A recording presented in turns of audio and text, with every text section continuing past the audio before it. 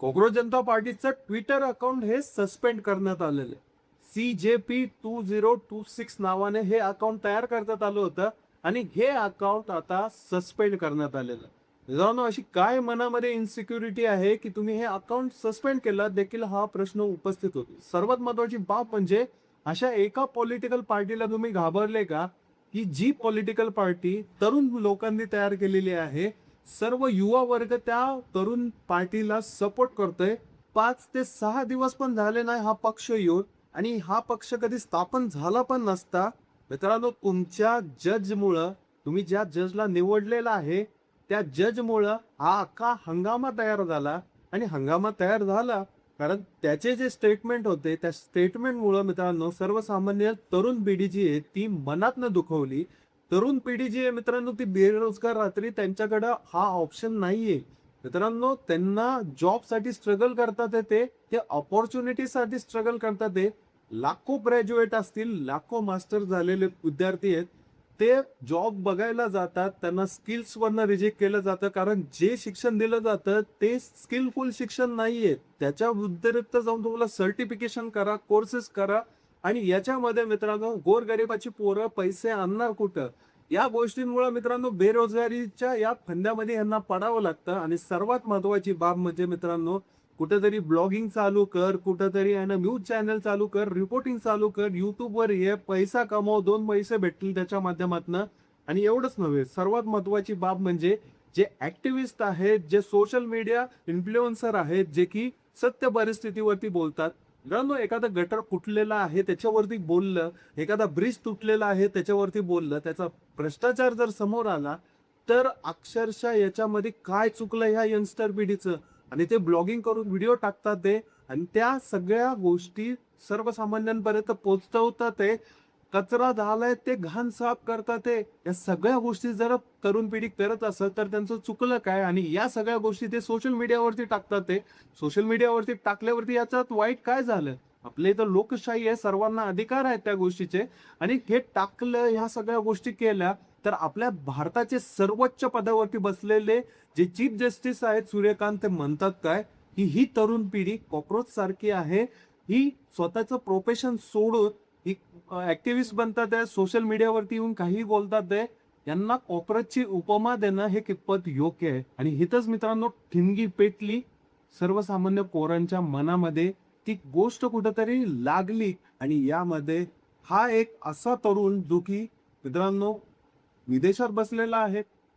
तो विदेशात बसून त्याने एक पॉलिटिकल पार्टी ऑनलाईन माध्यमातून तयार केली. आणि याचे जे मुद्दे होते ते मुद्दे सर्वसामान्य पोरांना पटले. जे चीफ जस्टिस ऑफ इंडिया आहेत त्यांना राज्यसभेची खुर्ची देण्यात न यावी हा एक मुद्दा होता त्याच्यामध्ये.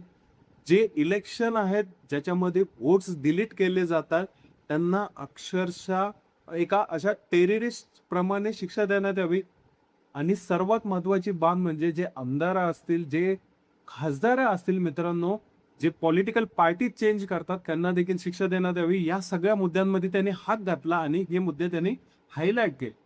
मित्रांनो, या मुद्द्यांवरती पण आपण बोलूया. सर्वात महत्वाचं म्हणजे या फाउंडरचं जे कनेक्शन आहे ते आम आदमी पार्टी सोबत आहे असं लोक म्हणतात आणि त्याच्या लिंक्डइन बायो मध्ये ह्या गोष्टी दिसून येतात आणि हे सत्य आहे मित्रांनो. आणि याच्यामधले जे मुद्दे आहेत त्यातले जर मुद्दे तुम्ही बघितले ते देखील याला कनेक्ट होतात. जर तसं बघितलं मित्रांनो, तर या पक्षावरती तुम्हाला विश्वास ठेवायला पाहिजे का नाही ही तुमची जबाबदारी आहे. परंतु सर्वात महत्वाची बाब म्हणजे मित्रांनो, जर त्याच्यामधले जे मुद्दे आहेत काही की तरुण पिढींना जी बेरोजगारी असेल, ज्या पण गोष्टींना सामना करावा लागतोय, जर ते मुद्दे बरोबर असतील तर त्याच्यामध्ये काहीही चुकी नाहीये असं सर्वसामान्य जेन झी जनरेशन बोलते. आणि याचमुळे मित्रांनो या पॉलिटिकल पार्टीला तेवढा सपोर्ट भेटतं. मित्रांनो, भारतीय जनता पार्टीला 7-8 मिलियन फॉलोअर्स आहेत त्यांचे इंस्टाग्रामवरचे. सर्वात मोठा पक्ष आहे या जगातला, तरी देखील त्यांना एवढे फॉलोअर झालेले आहेत आतापर्यंत. आणि ही कॉक्रोच जनता पार्टी मित्रांनो अवघ्या 5 दिवसामध्ये 12 मिलियन पेक्षा जास्त तरुणांनी व लोकांनी या पक्षाला पाठिंबा दिलेला आहे. आणि हे जे पॉलिटिकल पार्टी आहे ती कुठेतरी बूम करते.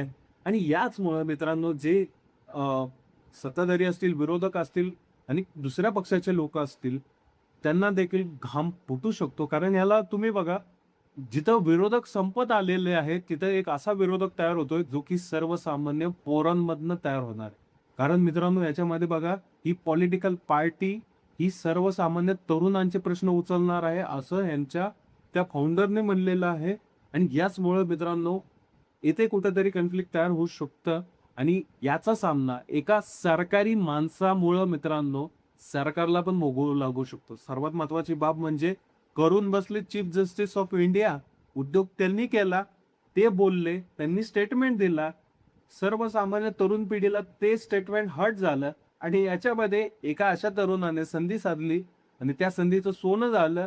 तो महाराष्ट्रातलाच आहे मित्रांनो आणि सर्वात महत्त्वाची बाब म्हणजे त्याचं Instagram पेज जे आहे ते आता 14 मिलियन पर्यंत जाईल, 15 मिलियन पर्यंत जाईल एवढा पोरांचा सपोर्ट केला आहे आणि प्रत्येक पोरगं जे आहे ते सपोर्ट करतंय, लिंक शेअर करतंय, Instagram स्टोरीजला ठेवतंय, व्हिडिओ बनवले जात आहेत या पॉलिटिकल पार्टीला सपोर्ट करण्यासाठी. नक्कीच मित्रांनो, ही कॉकरोच पार्टी जी आहे, काहीतरी मोठं करू शकते. म्हणजेच काय? तर सर्वात महत्त्वाची बाब म्हणजे ह्या कॉकरोच पार्टी ऑफ इंडिया जे पण बनवलेले आहेत यांनी, ह्यांच्याकडं पुढचा मॅप काय आहे हे पण बघणं गरजेचं आहे. जर हे फक्त विरोध करणार असतील सोशल मीडियावरती का नाहीतर हे एक काय म्हणतात त्याला समोर येऊन ते सगळ्या गोष्टी बोलणार असतील की तुम्ही या करणार आहे. एक विरोधक म्हणून ते काम करणार असतील का? का पुढे जाऊन ते निवडणुकींमध्ये पण उतरतील का? ह्या सगळ्या गोष्टी बघणं गरजेचं आहे. नक्कीच मित्रांनो, तुम्हाला या कॉकरोच जनता पार्टी ऑफ इंडियाबद्दल काय वाटतं? आणि यांचं जे ट्विटर अकाउंट बॅन करण्यात आलेलं आहे त्याच्याबद्दल काय वाटतं? कमेंट करून सांगा. भेटूया एक अशाच व्हिडिओमध्ये. जय हिंद, जय महाराष्ट्र.